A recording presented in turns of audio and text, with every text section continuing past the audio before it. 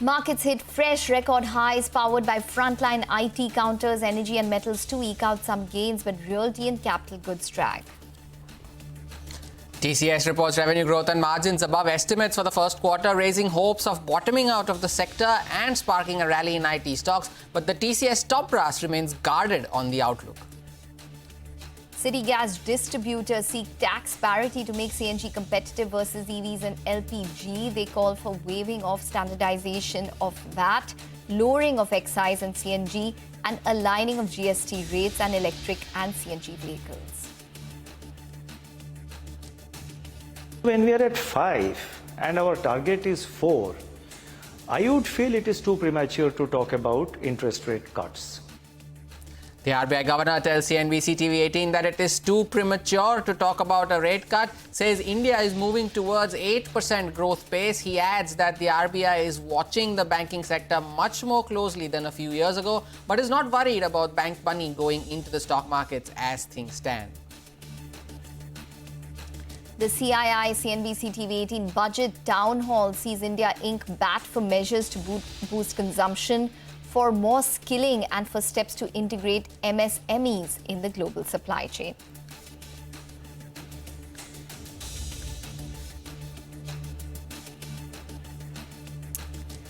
Hello and welcome to Halftime Report. I'm Ekta Batra and with me is Hormuz Fatakia. Well, it's turning out to be a session which is turning out to be a session of another record high for the market, so no real trouble coming in. So 24,500 has been conquered by the Nifty, no problems coming in there. We have the Bank Nifty, which is underperformed this week, showing some amount of traction today, so up around 0.4% currently for the Bank Nifty as well. Remember that we are seeing this kind of outperformance as compared to, say, the US markets, which had a down session.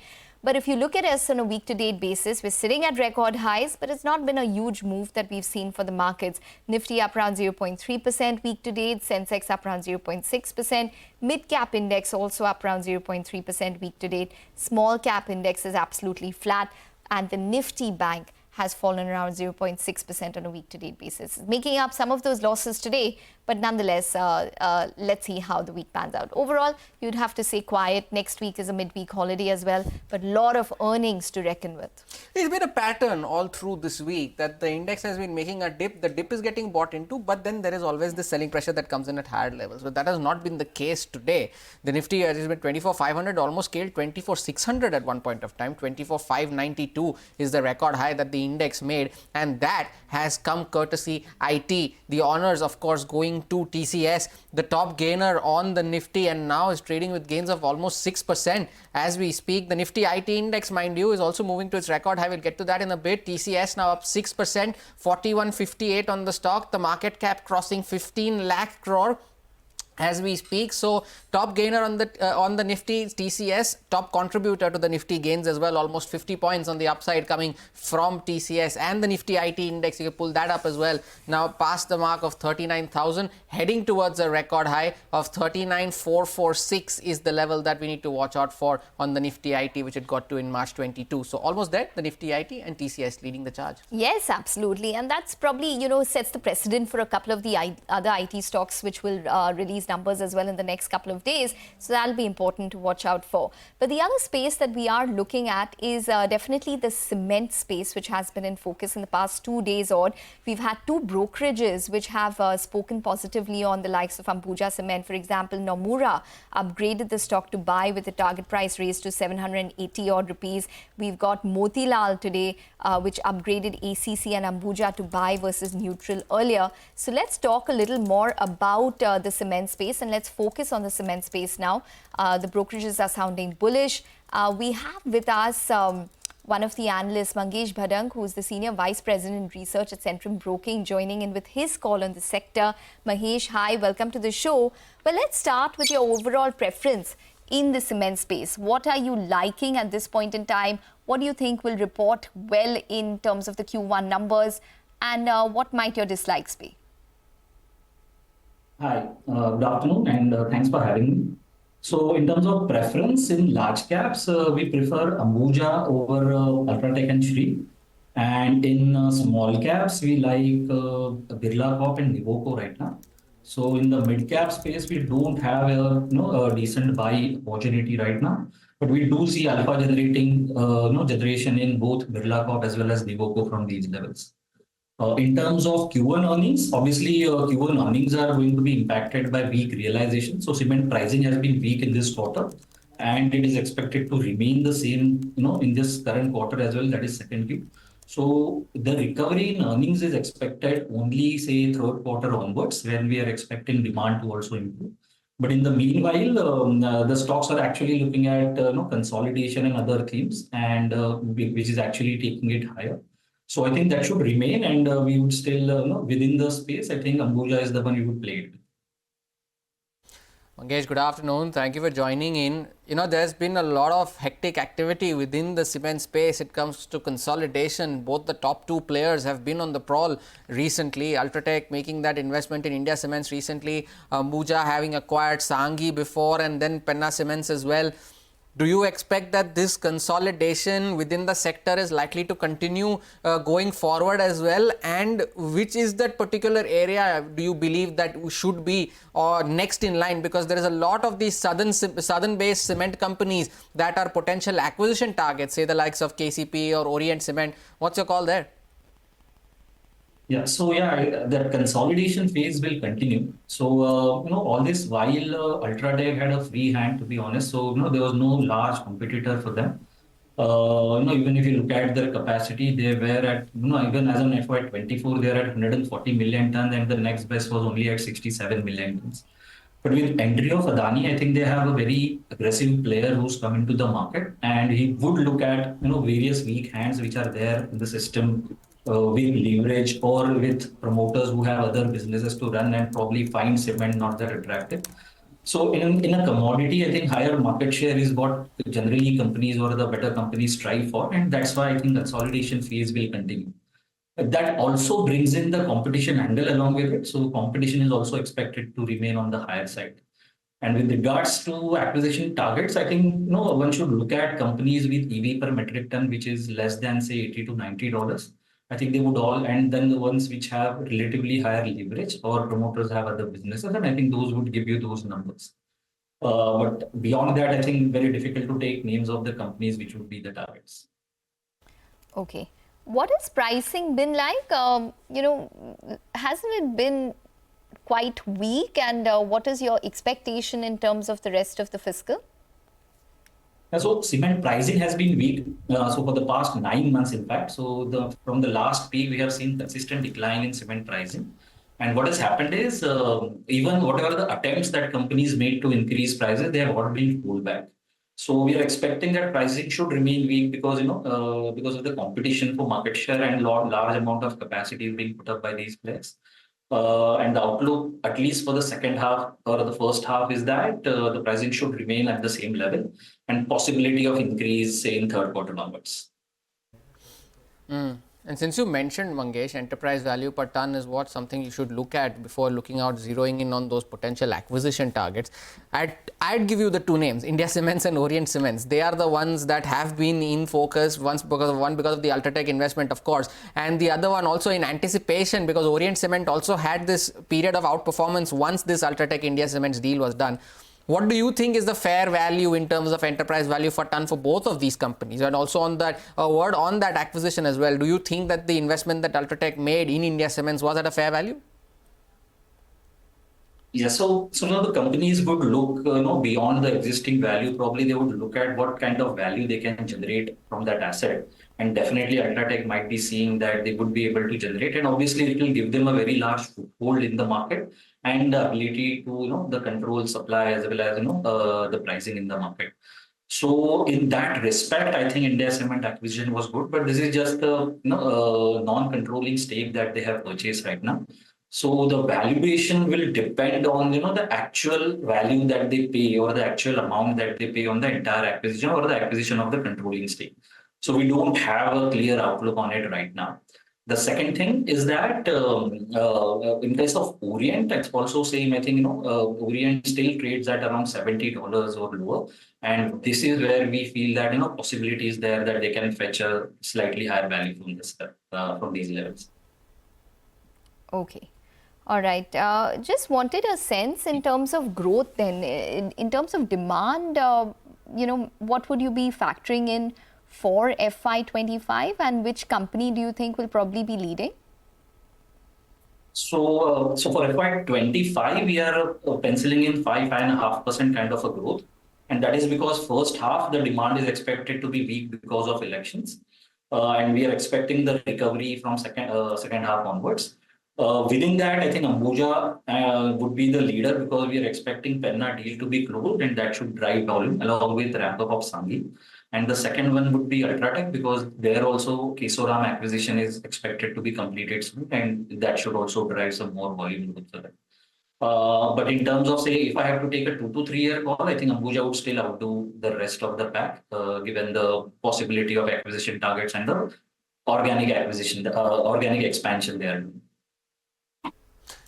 One final question, Mangesh, very quickly. The top two players have been very aggressive when it comes to expanding their capacity via inorganic growth. What does that do to the mid-sized players? Now, say for the likes of, say, Shree Cement, I can't really call it a mid-sized player, but a Shree Cement or a JK Lakshmi, what does that do to them? Because even they now might be trying to scamper for boosting their capacity as well through this inorganic acquisition mode.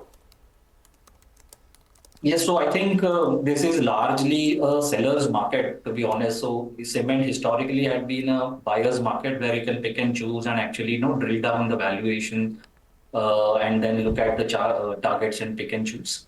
But now suddenly we have 4 to 5 companies which should look at or which are looking at acquisition candidates. So that's why I said it's a seller's market. And in that case, I think even the smaller companies, they would strive to in fact grow inorganically as well as organically. And then, basically if it comes to bidding, I think, it depends on who would be the winner. But obviously, I think it makes sense for these players, the likes of specifically likes of Shree and others to look at those targets first. Okay, all right. We're going to leave it on that note. Thanks very much for joining in and giving us your take on the entire cement space, which has been in focus in the past couple of days. We'll take a short break, but up next, we'll focus on stocks that are moving in trade on the back of a lot of news. Stay tuned.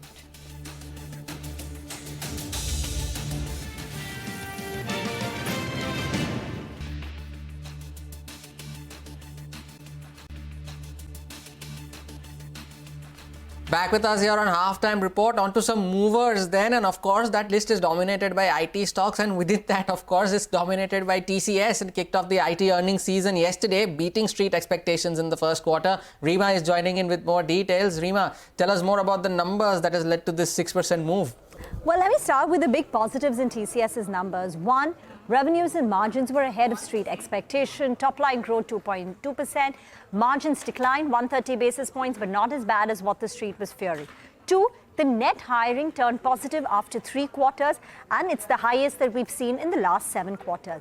The third one, and this is important because BFSI was under pressure for the company for the last 5 quarters, and now you're at least seeing some growth. It's less than a 1% quarter-on-quarter growth, but sectors like BFSI, high-tech have shown you marginal positive sequential growth, and that's being read positively, and it is a read-through for other companies, say like an Emphasis or an OFSS, Oracle Financial Services, which have a higher BFSI exposure. Fourth, the management of the company TCS reiterated FY25 is going to be better than FY24, and the AI pipeline is surging.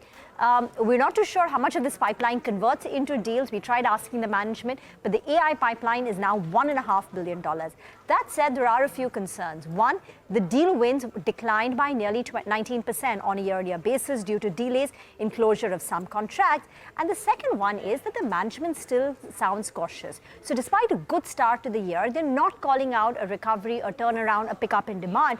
They're saying it's too early to say if the demand momentum is sustainable. As of now, the client behavior is fairly unchanged. The stock trades at 25 times forward multiple. The Nifty IT index itself has seen more than a 4-month high, and now the 1-year returns for most of these IT companies are above 25%, extending up to 40%. Back to you.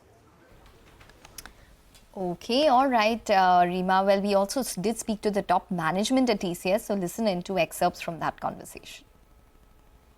FY25 we still hold will be better than FY24, right, and we are quite comfortable with that.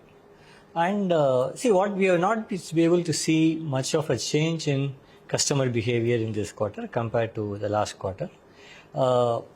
They are looking at cost optimization, opportunity to do more conserve cash, and if there is a continuing trend towards looking at the ROI, so all those none of those factors have changed. Pick up in work in deals like BSNL is definitely one factor. The second is not necessarily the discretionary spend, but more cost optimization spend also. That's as an increase. So both together is what is delivering this. We had a 170 basis points impact on account of the annual wage increase, which we give at typically at the beginning of the year, and as usual we have done that. And in the past, it has ranged between 150 to 200 basis points. Subcontractor expenses, it's at 4%. Yes, it's been a decline.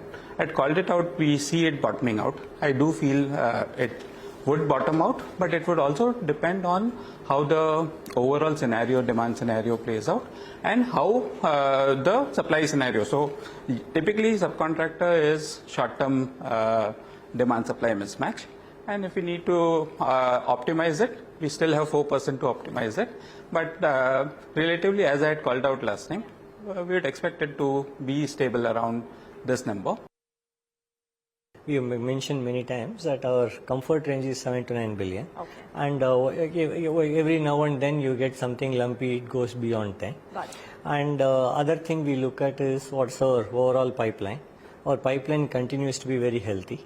And whatever TCV we declared last quarter, we've been able to replenish in the pipeline. So our pipeline is back to where it was. And it's more a question of timing. The TCV is more a timing question. It always will be lumpy. And any mega deal comes, it will skew it. But And what's the AI pipeline? I remember last quarter you all shared a number of $900 million. $1.5 billion. $1.5 billion. Yes.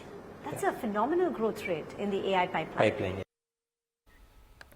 Okay, so that's the TCS management. That stock up around 6% zooming away after its Q1 numbers. But let's move focus to Oil India now, which is buzzing in trade as Morgan Stanley has turned more bullish on the stock. Nimesh highlights the stock in his standout brokerage of the day. Hi, Tana. So you rightly pointed out, Morgan has turned more bullish on Oil India, and they've raised the target price now to 663. There are a few reasons why they've turned more bullish. One, the gas production has doubled in the last 4 years. The capacity of its most profitable fuel refinery in Asia, that has tripled in the last 4 years. The company has 38 years of hydrogen reserve life monetization. So that's going to be a big kicker going forward. And fourth, in the last 4 years, the company has done a 14% CAGR in terms of operating cash flow. So that's been pretty strong as well. And despite all this, the stock is still trading at single-digit multiples. So at close to 7.5 times on FY26 estimated price to earnings. So the valuations are quite comfortable as well. And remember, the company has a very good track record in terms of dividend distribution. And Morgan Stanley believes that the earnings are set to double by 2029. All this has not been appreciated much by the market. So that's been the key reason why they've done a big upgrade on the stock price. They haven't overstance stance, but they've raised the target price now to 663, and they believe there are multiple triggers for the stock to outperform, at least in the near term. Nimesh, thanks a lot for that. 663, the target for Oil India, 33% uptick in terms of raising the price target from 493 earlier. So Oil India off the highs of the day, but still trading with gains of close to 3%. And moving on then, Federal Bank is also trading in the green today, and UBS has upgraded the stock to a buy. Abhishek is joining in with more details. Abhishek, what does UBS has to say? While UBS have upgraded Federal Bank, the recommendation has been upgraded to buy from neutral. Target price has been raised to 250 per share from 180 that they had earlier. They say that improving outlook and favorable risk reward is now making them turn favorable towards Federal Bank for investors. So re-rating catalyst, they say that clarity on new CEO and visibility on future strategy will be one of the key ratings, and they have quoted CNBC-TV18 story of the candidates who have been shortlisted and their names have been sent to RBI. They expect greater focus on margin accretive growth by the new CEO given the conservative underwriting framework that is already in place at at Federal Bank.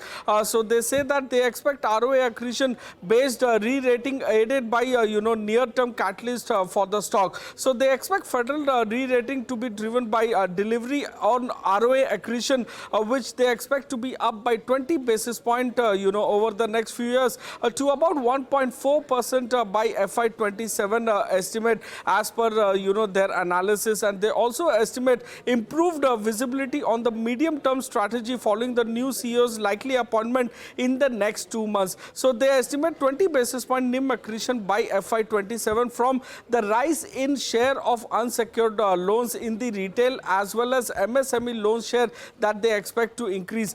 Network expansion driven improvement in the retail liability mix will also aid the ROA expansion. Lower interest rate versus wholesale deposit liability mix is what will aid the net interest margin, and increase in share of fixed rate loans which are currently at 27%. So they think that the risk reward is attractive at the current valuation, wherein the core bank is valued at 1.1 times FY26 price to book value, which is at a steep discount of 27% to 120% on the same ROE based banks that are trading in the exchanges today. Back to you.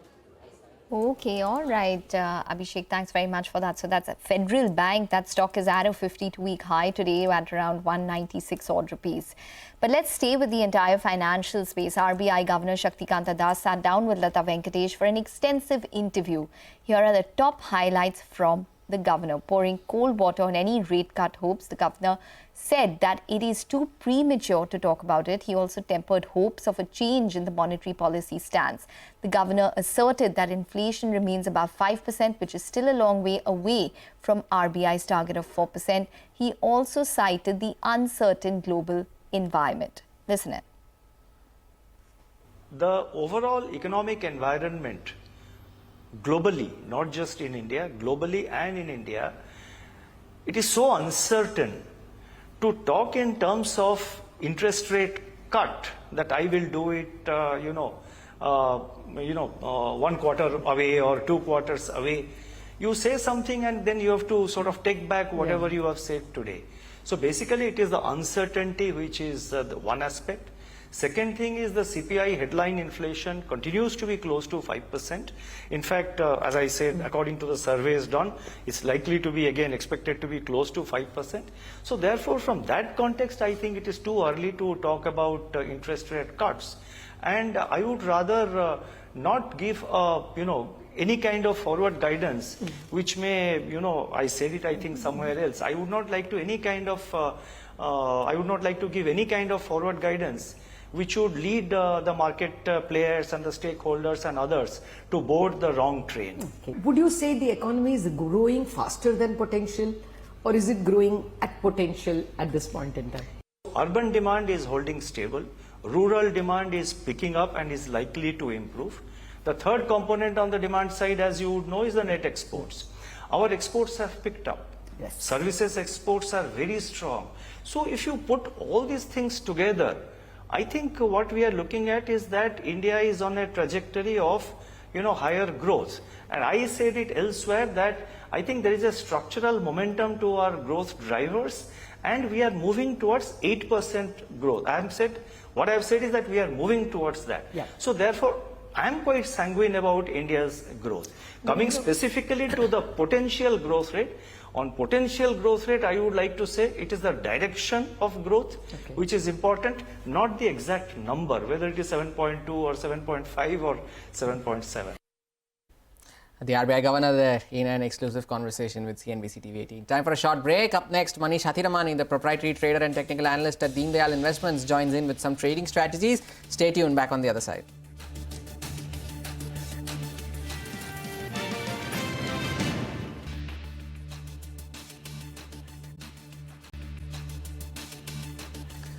Welcome back. The Nifty continues to remain around that mark of 24,500, and the IT index continues to lead the charge now. 4.5% higher is the Nifty IT, nearing record levels as we had earlier highlighted at the start of the show. 39,400, 39,450 is that record level that you need to watch out for on the IT index. Good time to get in the technical check on the markets. Then Manish Hathiramani, proprietary trader and technical analyst at Deen Dayal Investments, is joining us on the show now. Manish, good afternoon. Thank you for joining in.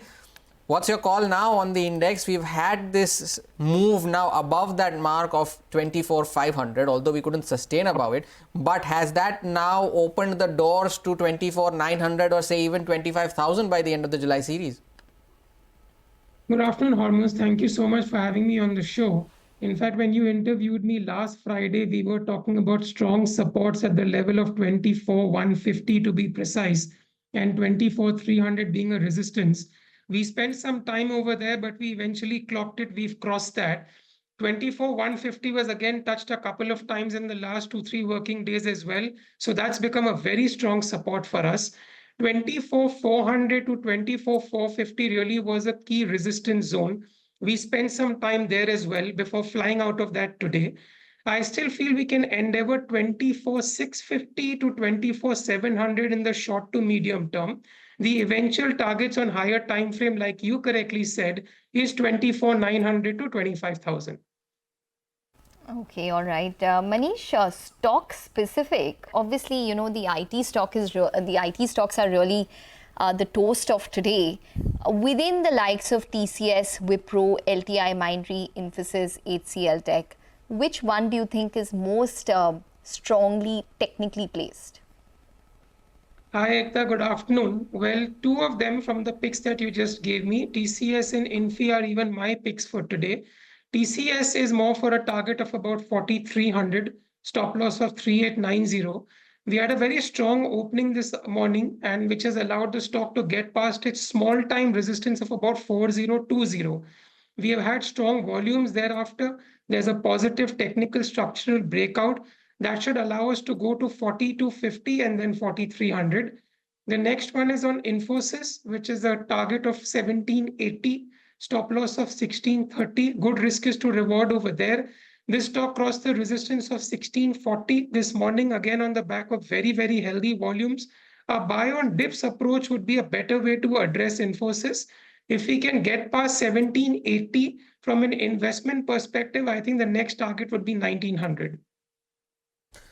What about beyond IT, Manish? They say for the Nifty Bank, that has been struggling in that range as well, right? Between 52,000 on the downside, 52,100 on the downside, and 52,500 on the upside. Now we are on the cusp of 52,500 as we speak.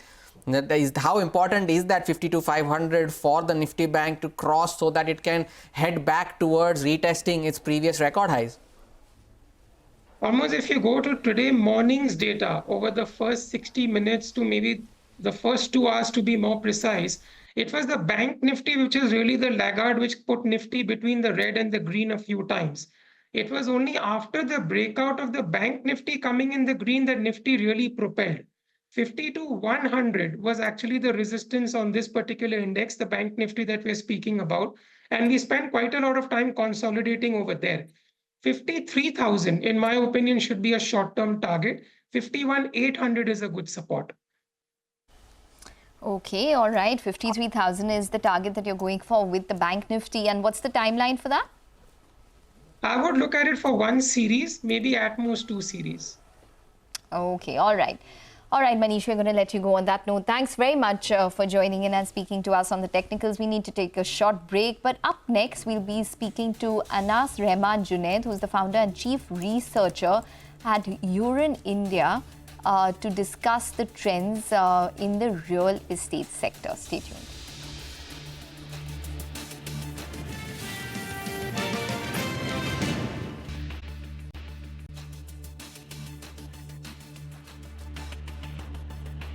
Welcome back. Well, for the mid-cap index, it's a bit sluggish, so down around 110 odd points. We have the bank Nifty, like we've been pointing out, is up around 0.4% at this point in time. If you want to just talk about specific stocks which are losing a little bit of ground on the Nifty, we do have Divi's Lab, which has had a tough week. In fact, that stock is down 2.5% on a week-to-date basis.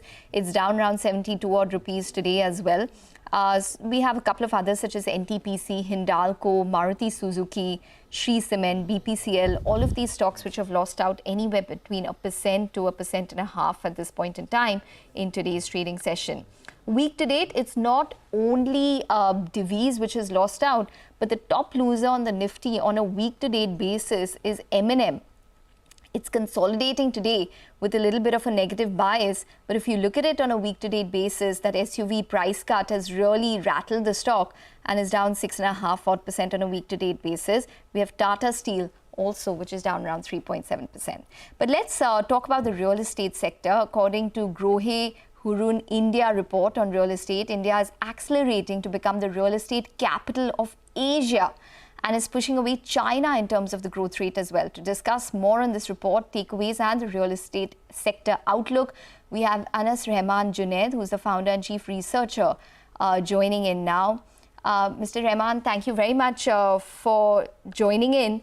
If you could just give us a sense in terms of what the basis of your report is, which indicates that India is probably going to even surpass China in terms of growth when it comes to the real estate space. Yeah, thanks for this opportunity. I think this list, the Grohe Hurun Real Estate Top 100, is a list of most valuable non-state-run Indian real estate companies, and it's been the growth that we've saw in the list over the last year has been nothing short of spectacular. For example, the overall value of the companies in the list have grown by almost 70%. The threshold to enter the top 100 has gone up by 30%.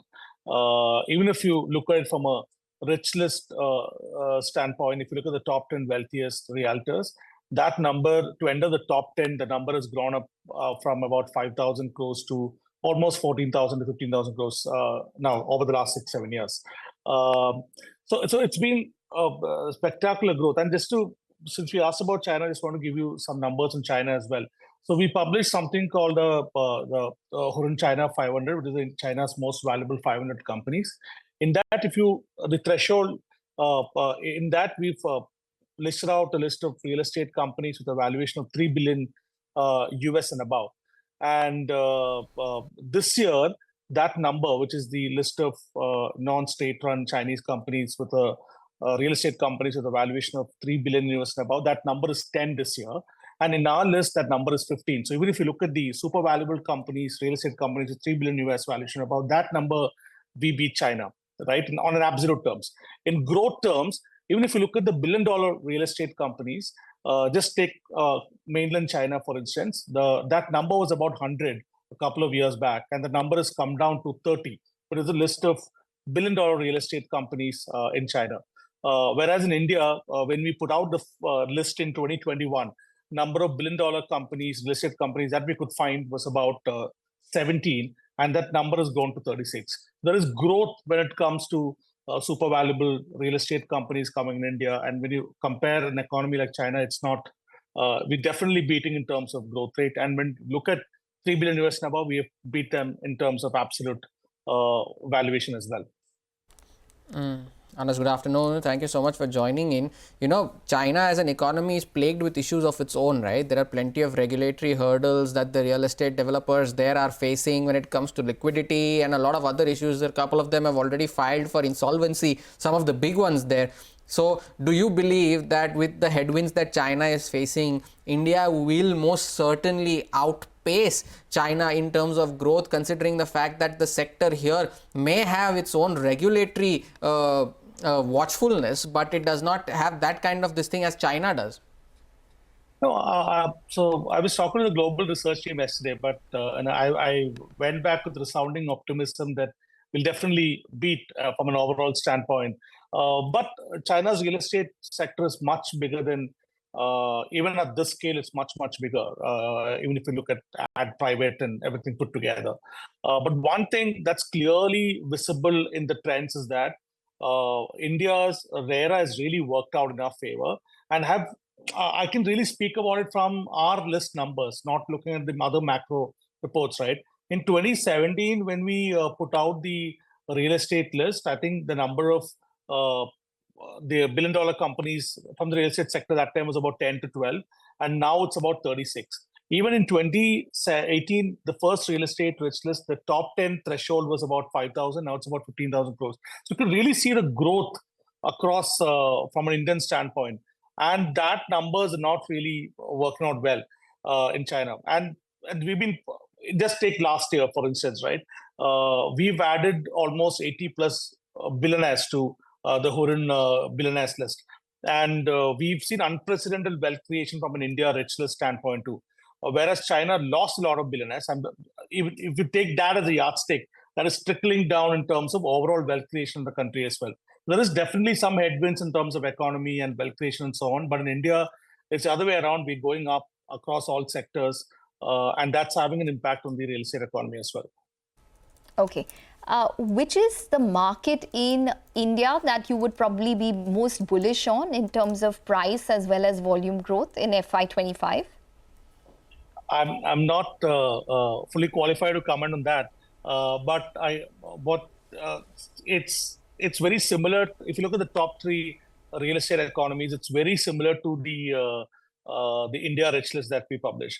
So in India rich list, the top three wealth-creating cities are Mumbai, Delhi NCR, Bangalore. That's the sort of big three, and that's very much reflective when it comes to the 2024 Groha Hurun India Real Estate Top 100 as well. It's Mumbai, Delhi, and NCR and Bangalore.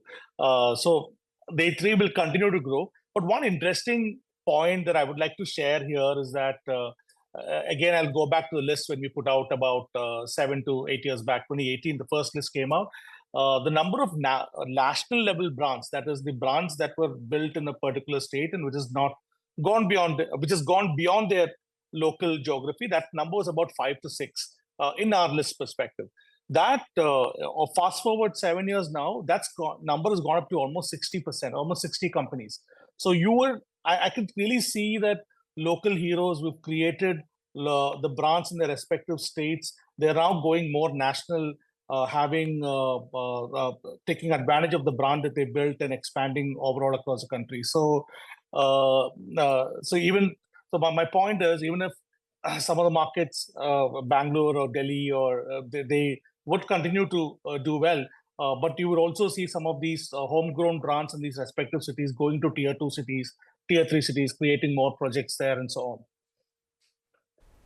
All right, Anas, we leave it at that. Thank you so much for joining in and sharing with us your views on the real estate space. That was Anas Rahman Junaid from Hurun Research.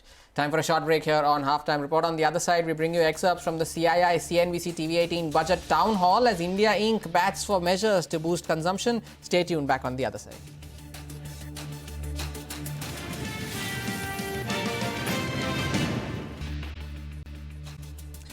Welcome back. Well, for the markets, really unchanged as we speak. Maybe the mid-cap index could see some amount of green. It's recovered from the day's low, so just about down around 50-odd points at this point in time. Advanced decline ratio continues to be negative.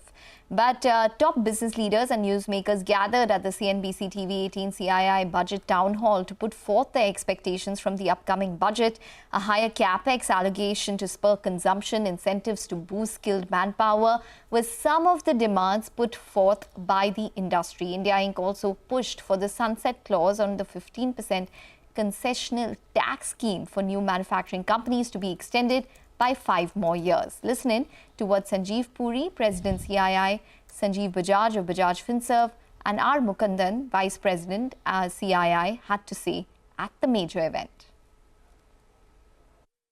Consequent to COVID, we have seen the cost table, and a lot of it, because of external factors, has actually gone up. And because of that, there is a challenge on consumption across the world. As far as rural is concerned, given that cost of everything has gone up, what CII is recommending is that the amounts through direct benefit transfer, the amounts through Manrega, and income tax at the lower end, below 20 lakhs, there should be some relief in, and all the other areas should be increased. Our last 5 years have seen the early benefits of schemes like the PLI scheme. There have been some mistakes along the way also which need to be corrected.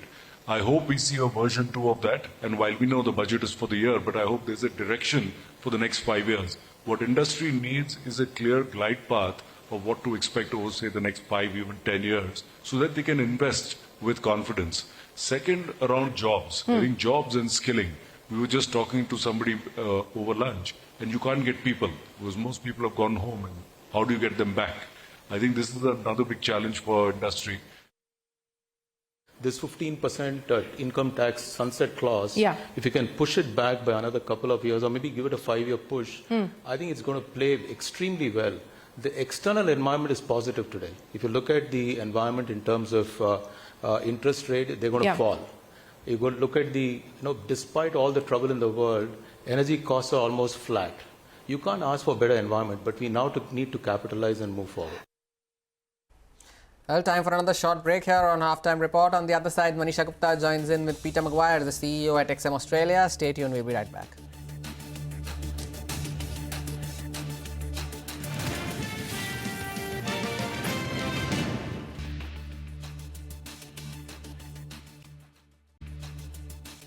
Back with us here on Halftime Report. Some flashes on your screen. Quant Mutual Fund CFO Harshal Patel has resigned, is the news coming in there, and the fund has already appointed a new CFO. So big developments coming in there at Quant Mutual Fund. Shashi Kataria has been appointed as the new CFO at Quant Mutual Fund. Remember, the fund has been in the news recently because SEBI had conducted search and seizure operations at New Delhi and Mumbai and Hyderabad offices of the fund. So that is the news that is coming in there from Quant Mutual Fund. The CFO has resigned and Shashi Kataria has been appointed as the new Chief Financial Officer. On to Commodity Corner then. Manisha Gupta is joining in now. Manisha, good afternoon.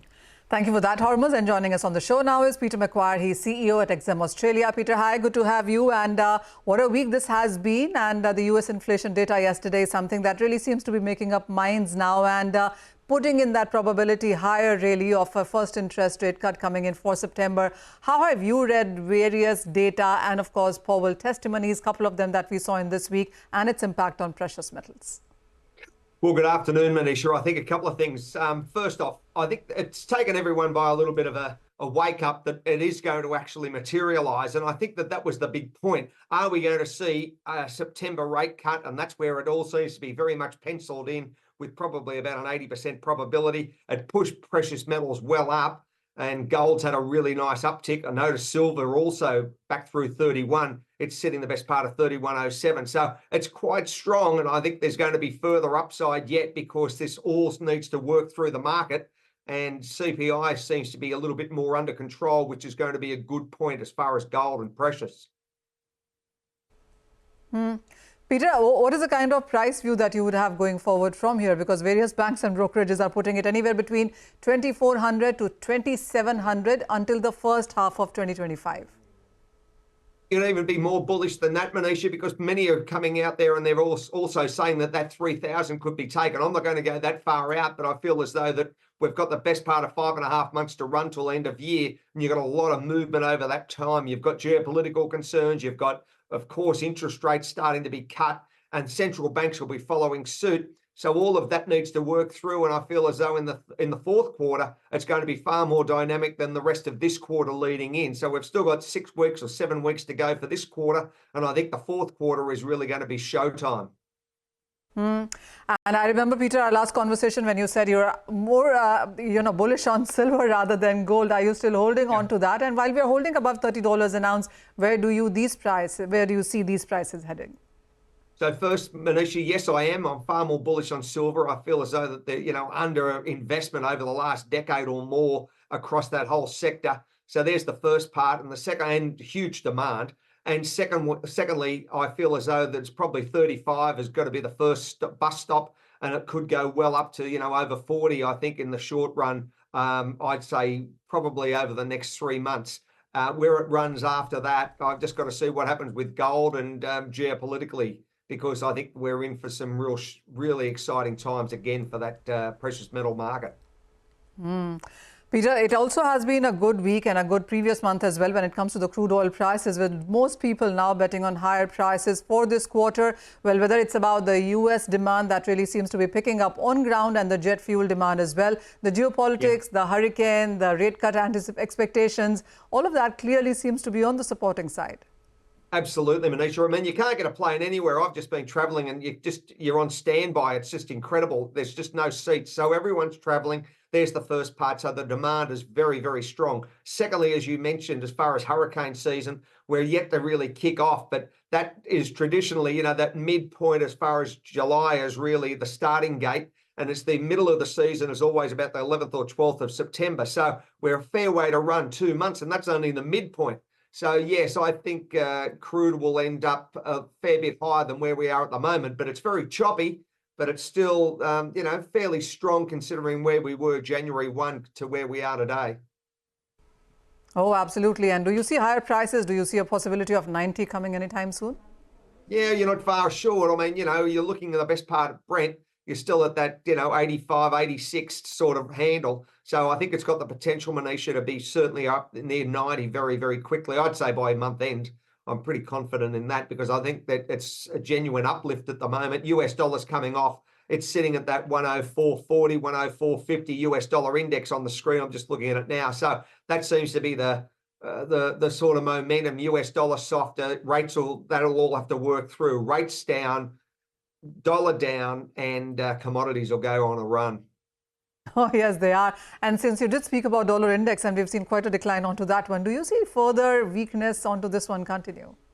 Yeah, I think I won't be surprised under 104 by the end of the month. It's at 104.40 at the moment, 104.50 on your screen. So I think there's every chance it could be well and truly under 104. It just seems to be that downdraft is starting to really kick in. And yeah, I think that's the general mood at the moment. Softer dollar, and we'll just have to see how that runs for the rest of the next couple of weeks up until August 1. All right, Peter, thank you so much for joining in, sharing with us your views on the commodities and the road ahead for a lot of them. Manisha, thanks a lot for joining in as well. With that, it's a wrap on this edition of Halftime Report from Manisha, Ekta, me and the team that put this show together. Thank you so much for watching. Halftime Business Lunch takes the action forward.